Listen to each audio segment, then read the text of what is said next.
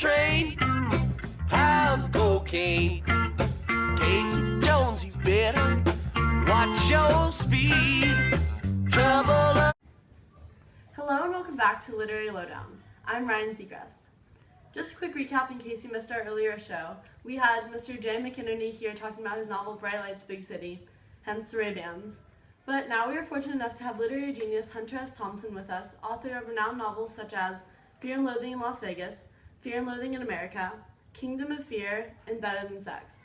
Today we are here to discuss a particular publication of yours, Mr. Thompson, it's the second volume of the Gonzo Papers called Generation of Swine, Tales of Shame and Degradation in the 1980s. Would you mind starting off by telling the viewers a little bit about yourself before we get started? Yes, of course. I was born in Louisville, Kentucky, July 18th, 1937. My father died while I was in high school, which didn't help my troublemaking personality. After being arrested for stealing a man's wallet, I was given a choice of going to prison or enlisting in the military, so I joined the U.S. Air Force, where I first encountered my experience with journalism. I left the military in 1958 and pursued a career in journalism. Throughout my series of jobs, I developed a new style of writing I call gonzo journalism, which I use to write many of my pieces, especially the Gonzo Papers, which, as you said, includes Generation of Swine. So for those of you who do not know, gonzo journalism is described as a style of journalism which includes the reporter as a first-person narrator in the story. So why is your use of gonzo journalism in Generation of Swine important to the book?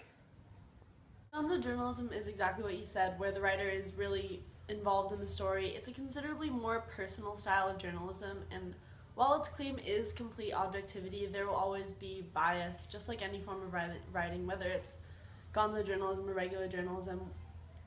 It's always going to be biased because it's perceived through the eyes of the writer, and as humans, we all have our biases, and we're not omniscient. I'll never say I know everything because I don't, but what I do know, I don't think is wrong, and I will stick by my opinion to the bitter end.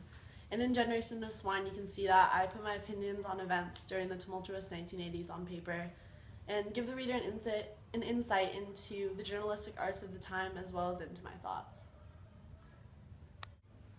I recall a part in the book which offers a really revealing view into the intense nature of journalism in the 1980s, like when your coworker got a tattoo just to write an article. Could you tell us a little bit about that incident? Oh yes, what a fond memory.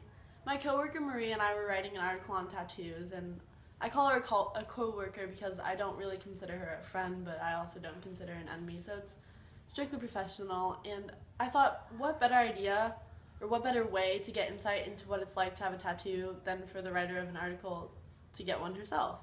I couldn't think of a better way, so I took her to a parlor at 1:45 and chose a volleyball-sized black and red panther for her upper back. I'm sure she was less than pleased about that, but I hear a good journalist is willing to do anything for an authentic article. So a large focus of the book is the Senate elections of 1986. What was so significant about this election specifically? This election was a very hot topic during the time I was writing this book. I was writing it in 1986, and then it was published in 1988. And as a journalist interested in politics, I had to cover it, which is why it is such an overbearing presence throughout the novel. To give readers some background, the election bisected Ronald Reagan's second term as president, and a high number of freshman incumbents who had been elected along with Reagan in 1980 still remained in office and whose seats the Republicans had to protect. And as I said in the Generation of Swine, if the theory holds, all this talk about Democrats winning enough of the close races to regain control of the Senate has been a pipe dream from the start. It was one of those big white lies that had to be told and nurtured and fondled openly in public like some kind of special secret, because it was necessary. Nobody comes to fundraising parties for candidates without a chance of winning. This is the 80s, Jack. You want my vote? How much money do you have? And as it turned out, the theory did not hold, and post-election, the majority shifted extremely due to Republican loss of 8 seats to the Democrats, leading them to control over the Senate, which they hadn't had since 1980.